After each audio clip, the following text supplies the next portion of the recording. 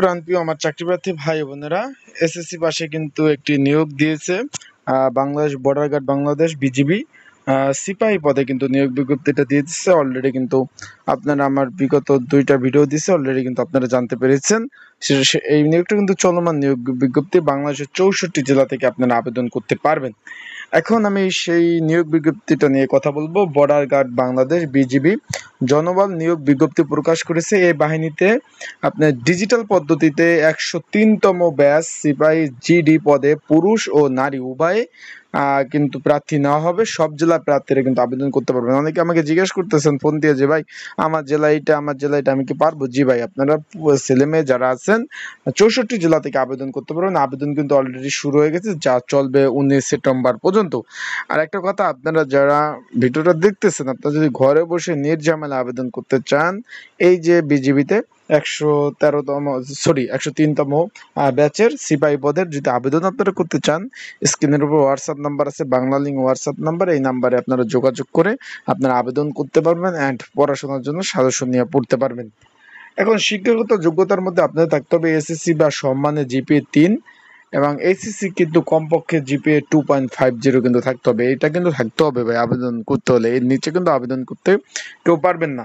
যারা আমার YouTube channel নতুন, তারা কিন্তু অবশ্যই আমার ইউটিউব চ্যানেলটা সাবস্ক্রাইব করে রাখেন। ফেসবুক পেজ থেকে ভিডিওটা দেখলে অবশ্যই ফলো করে রাখেন।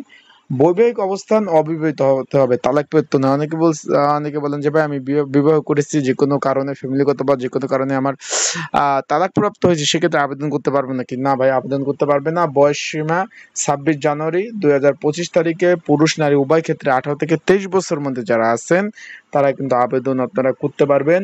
শিক্ষাগত যোগ্যতার মধ্যে থাকতে হবে পুরুষ প্রার্থীদের জন্য উচ্চতা 5 ফিট 6 ইঞ্চি এবং মেয়েদের জন্য 5 ফিট 2 ইঞ্চি। ওজন পুরুষ প্রার্থীদের জন্য 49.85 কেজি, নারীদের জন্য 47.3 কেজি কিন্তু থাকতে হবে।